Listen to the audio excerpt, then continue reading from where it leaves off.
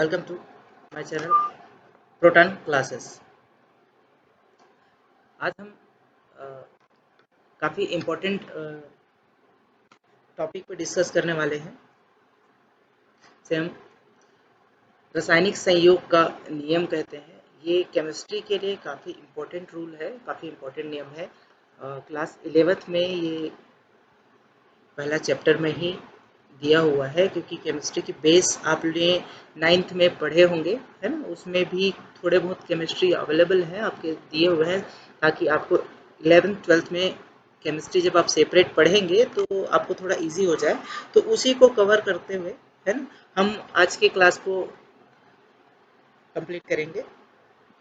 आज हम पढ़ेंगे केमिकल कंपोजिशन, है ना, law of chemical composition, law of chemical composition. ठीक है, लॉ ऑफ केमिकल कंपोजिशन के बारे में हम यहाँ पर पढ़ेंगे। थोड़ा सा मैं ठीक है, ओके। तो क्या होता है लॉ ऑफ केमिकल कंपोजिशन? तो क्या होता है, जो कोई भी पदार्थ होता है ना, चाहे हम कोई भी एक छोटा सा पदार्थ, सपोज ये एक पदार्थ है, ठीक है, तो ये जो है छोटे छोटे कणों से मिल करके बने होंगे, है ना। क्या बने होंगे? छोटे छोटे कणों से, जिसे हम एटम कह सकते हैं, है ना। कोई भी पदार्थ या यौगिक की बात करें तो कोई पदार्थ यौगिकों से मिल करके बना हुआ है। यौगिक तत्वों से, तत्व जो है परमाणुओं से, अणुओं से मिल करके बना हुआ है। तो छोटे छोटे पदार्थों से मिल करके बना हुआ। अब ये जो यौगिक है वो एक समान तत्व, एक, है ना, या असमान तत्व, या हो सकता है एक समान परमाणु या असमान परमाणु के साथ में मिल करके बना हुआ है। तो जो रासायनिक अभिक्रिया में जो हम अणु परमाणु जो आपस में मिल रहे हैं, है ना, केमिकल रिएक्शन होगा। अब यहाँ पर जो यौगिक बनेगा आफ्टर केमिकल रिएक्शन, तो वहां पर जो परमाणु अणु जो है भाग लेंगे, उनको समझने के लिए यहाँ पर कुछ नियमों का प्रयोग किया जाता है। ठीक है, 5 सरल नियम जो होते हैं उनका प्रयोग किया जाता है। तो उन्हें ही हम रासायनिक संयोग के नियम कहते हैं। मतलब ये जो है एटम है, एक से अधिक एटम या मॉलिक्यूल्स, ठीक है, मॉलिक्यूल्स या फिर एलिमेंट, है ना, आपस में मिलेंगे, ठीक है, एक कंपाउंड बनाएगा, केमिकल कंपाउंड का फॉर्मेशन करेगा। ठीक है, वो केमिकल कंपाउंड को समझने के लिए हम 5 सरल नियम का प्रयोग करते हैं, है ना। 5 रूल्स जो है इसका हम उपयोग करते हैं। उन्हीं रूल्स को लॉ ऑफ केमिकल कंपोजिशन कहा जाता है। तो ये रूल्स कैसे हैं, क्या है, उसको हम थोड़ा सा डिटेल में इसमें पढ़ेंगे। ठीक है, चले, तो यहाँ पर हम देख लेते हैं। ठीक है, रासायनिक संयोग, रासायनिक संयोग के नियम, है ना। रासायनिक संयोग का जो नियम है वो क्या होता है, तो बोला गया है, देखो, ठीक है, तत्वों के रासायनिक संयोग से यौगिकों का बनना, है ना। तत्व जब आपस में मिलेंगे तो उसका जब आपस में रासायनिक संयोग होगा तो उससे जो यौगिक बनेगा, सपोज यहाँ पर H2 है ना, 2H2 है, और ये O2 है ना, इससे यौगिक बनेगा, है ना। जैसे ही आपका बन रहा है H2O, ये एक यौगिक बन गया, है ना। तो तत्वों के मिलने से या उनके संयोग से जो यौगिक बनता है वो 5 नियमों पर आधारित होता है। इन्हीं को हम रासायनिक संयोग का नियम कहते हैं। ठीक है, क्या बोलते हैं? रासायनिक संयोग का नियम कहते हैं। ठीक है, अब ये 5 नियम कौन कौन से हैं, तो यहाँ पर देखिए 5 नियम जो है यहाँ पर दिए हुए हैं। ठीक है, पहला जो नियम है वो पदार्थ की अविनाशिता का नियम है, या फिर द्रव्यमान संरक्षण का नियम जिसे कहते हैं। दूसरा स्थिर अनुपात का नियम। तीसरा जो है गुणित अनुपात का। चौथा व्युत्क्रम अनुपात का। और पांचवा जो है गेलुशाक का आयतन संबंधी नियम होता है, जिसमें से ये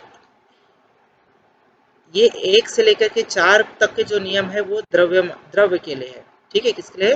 द्रव्य के लिए है, यानी कि पदार्थ के। और ये जो है, ठीक है, ये जो है गैस के लिए है। किसके लिए है? गैस के लिए। पहला, दूसरा, तीसरा, चौथा ये द्रव और ठोस के लिए हो सकता है, ठोस और द्रव की बात कर सकते हैं। और जो पांचवा जो नियम है गेलुशाक का नियम, वो जो है आपके गैस आयतन संबंधी नियम जो है वो गैस के लिए अप्लाई होता है। इसके अलावा एक और नियम होता है, इसमें हम लोग सीजी बोर्ड में जो है ये 5 नियम को पढ़ते हैं। अगर हम एनसीईआरटी की बात करें तो वहाँ पर जो है एवोगैड्रो का नियम, इनमें से एक नियम को हटा करके एवोगैड्रो का नियम जो है पढ़ा जाता है। ठीक है, तो उसको भी हम देख लेंगे यहाँ पर, एवोगैड्रो का नियम। ठीक है, तो ये कह सकते हैं ये आपके लिए छठवां नियम हो जाएगा। इनमें से एक नियम जो एलिमिनेट हो जाते हैं और उनमें उसके प्लेस पर क्या होता है, एवोगैड्रो का नियम आ जाता है। तो चले शुरू करते हैं हम लोग पदार्थ की अविनाशिता। तो ये 5 नियम है जो रासायनिक संयोग को, है ना, रासायनिक संयोग में यौगिकों को बनाने के लिए काफी जरूरी होता है। चले, तो यहाँ पर हम पहले ले लेते हैं, एक नंबर पे हमारा है रस, है ना, पदार्थ की अविनाशिता या फिर द्रव्यमान संरक्षण का नियम। ठीक है, द्रव्यमान संरक्षण का नियम।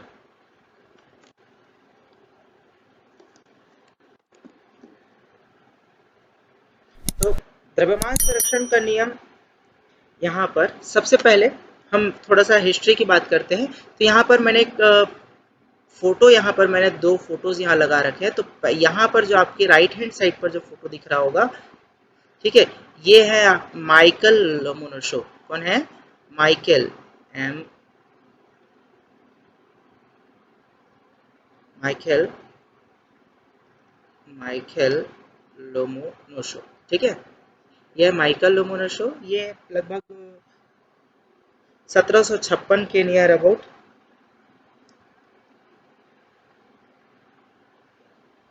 एक रशियन जो है साइंटिस्ट हैं। ये रशियन साइंटिस्ट हैं माइकल लोमोनोसोव, 1756। ठीक है, इन्होंने एक थ्योरी प्रपोज किया था जिसे हम फ्लोगिस्टन थ्योरी के नाम से जानते हैं। फ्लोगिस्टन थ्योरी, ठीक है, 1756 उन्होंने क्या किया, एक थ्योरी दिया, फ्लोगिस्टन थ्योरी, माइकल लोमोनोसोव। ठीक है, बट ये जो है, ये थ्योरी जो है सफल नहीं हो पाया। इन्होंने भी कुछ इसी तरीके की बात ही कही गई थी कि रासायनिक संयोग में जो पदार्थ बनते हैं, है ना, वो उनका केवल अवस्था परिवर्तन होता है, ये सब चीजें, ठीक है, थ्योरी में उन्होंने बताया। बट वो जो है इसको प्रूफ नहीं कर पाए, है ना, इन्होंने उसे प्रूफ नहीं कर पाया, तो ये फेल हो गए। ठीक है, क्या हो गए? फेल हो गए। फिर बाद में लोवेजियर आए, है ना, एंथोनी लोवेजियर। ठीक है, ए लोवेजियर, एंथोनी लोवेजियर, ये उनका तस्वीर है।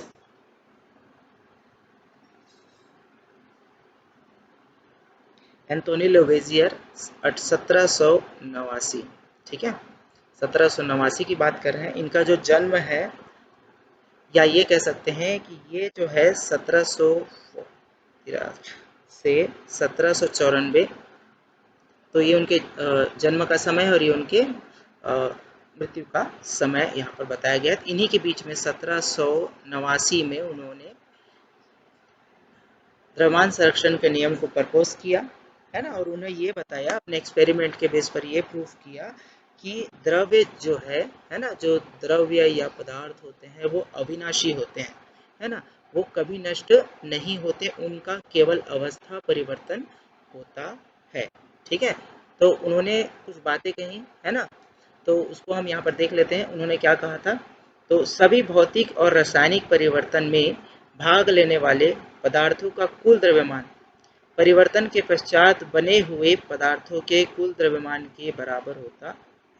मतलब कोई रासायनिक अभिक्रिया होगी, है ना, तो वहां पर जो भी चेंजेस होंगे, ओवरऑल जो उसका द्रव्यमान में जो भी चेंजेस होगा, वो अभिक्रिया के पहले, यानी कि अभिकारक में और उत्पाद में दोनों तरफ के द्रव्यमान क्या होंगे, इक्वल होंगे, दोनों ही बराबर होगा, ये उन्होंने कहा। दूसरा पॉइंट उन्होंने ये कहा था, है ना, या ये बोल सकते हैं, या फिर रासायनिक परिवर्तन में द्रव्य ना तो उत्पन्न होता है और ना ही नष्ट होता है, उसका केवल अवस्था परिवर्तन होता है, वो केवल रूप बदलता है ना, हो सकता है सॉलिड हो तो लिक्विड हो सकता है, या अन्य उसमें अवस्था परिवर्तन हमें देखने को मिल सकता है। उसके आगे हम एक्सपेरिमेंट में इसको और डिटेल से देखेंगे। ठीक है, ये केवल रासायनिक परिवर्तन इसमें होता है। ठीक है, या फिर ये कह सकते हैं कि समझने के लिए कि द्रव्य को ना तो उत्पन्न किया जा सकता है और ना ही उसे नष्ट किया जा सकता है, ये अविनाशी होता है। क्या होता है? अविनाशी। ठीक है, द्रव्य जो है वो अविनाशी होता है, इसे नष्ट नहीं किया जा सकता। ठीक, ये लोवेसियर ने कहा। ठीक, आई होप समझ गए होंगे।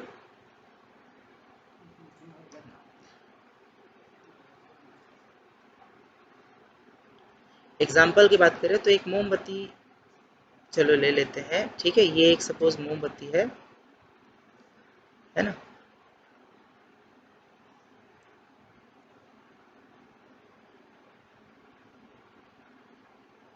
ठीक है, ये एक मोमबत्ती है। तो यहाँ पर मोमबत्ती का जलने के पहले का जो वेट है ना, द्रव्यमान है ना, जलने के पहले का जो द्रव्यमान है ना, जलने के बाद यहाँ पर हम उसे जलाते हैं। ठीक है, तो मोमबत्ती की जलने के बाद जो भी इसका अवस्था होगा ये डाइल्यूट हो जाएगा, मेल्ट हो जाएगा, तब भी इसका जो द्रव्यमान होगा, ठीक है, वो क्या होगा? बराबर होगा।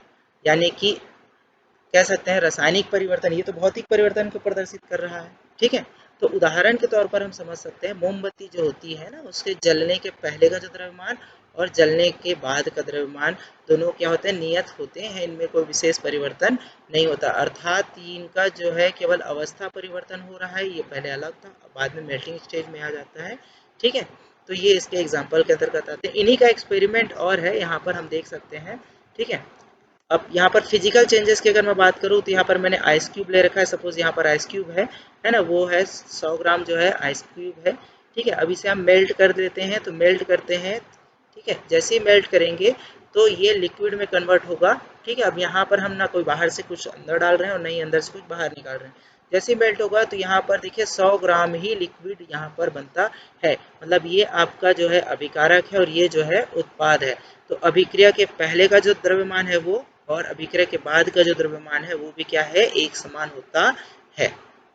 ठीक है, एक और जो रासायनिक अभिक्रिया की अगर हम बात करते हैं तो यहाँ पर जैसे एक मैं फ्लास्क में है ना, एक सपोज ये गोल पेंदी वाला फ्लास्क है, इसके मुंह को बंद कर लेते हैं। यहाँ पर हम क्या करते हैं? सरफेस पर हमने क्या ले लिया है? रेत। ठीक है, रेत ले लिए। उसके अलावा यहाँ पर हम इस पे मिला दे रहे हैं फास्फोरस पेंटा ऑक्साइड। ठीक है, या PO5 कह सकते हैं। तो ये फास्फोरस पेंटा ऑक्साइड है। ठीक है, फास्फोरस पेंटा ऑक्साइड मिला, हमने इसे गर्म किया। ठीक है, क्या करते हैं? जैसे ही गर्म करते हैं तो यहाँ पर ये जो है वो अपनी अवस्था को परिवर्तित कर लेता है। ठीक है, यहाँ पर फास्फोरस पेंटा ऑक्साइड और ये जो है आपस में रिएक्ट करेंगे, है ना। और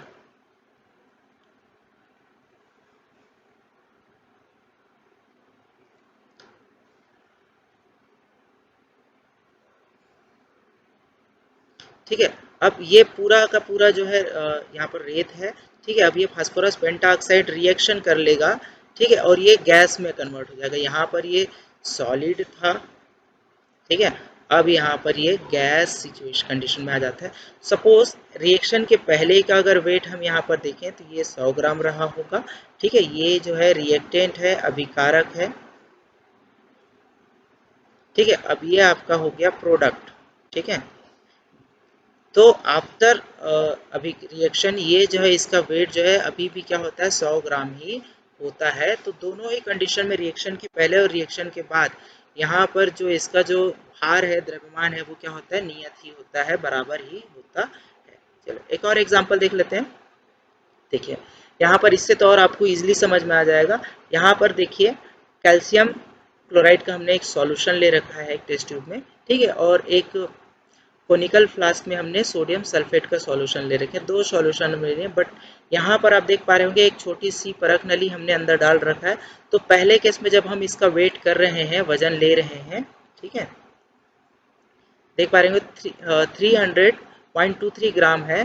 तो यहाँ पर ओवरऑल हमने वेट ले लिया और इसे कॉर्क से बंद कर रखा है।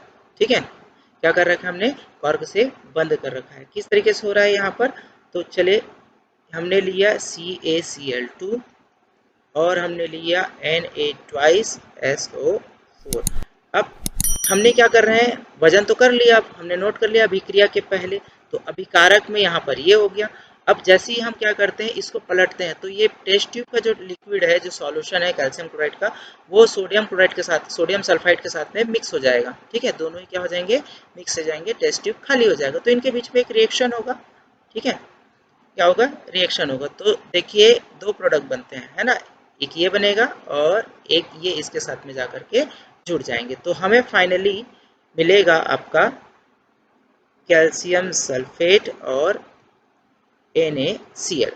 ठीक है, क्या मिलेगा, NaCl, इसके दो मॉलिक्यूल्स हमें प्राप्त हो जाएंगे।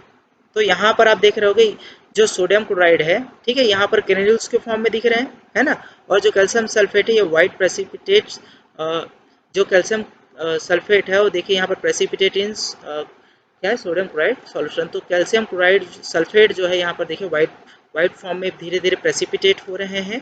ठीक है, और सोडियम क्लोराइड के सॉल्यूशन में ये दिख रहे हैं। तो आफ्टर रिएक्शन हम इन दोनों का जो सॉल्यूशन है उसको हम देखते हैं, वेट करते हैं, तो वेट क्या होता है, सेम ही आता है, यानी कि अभिक्रिया के पहले का जो है और अभिक्रिया के बाद का, दोनों ही कंडीशन में इनका जो वेट था क्या होता है, इक्वल ही होता है।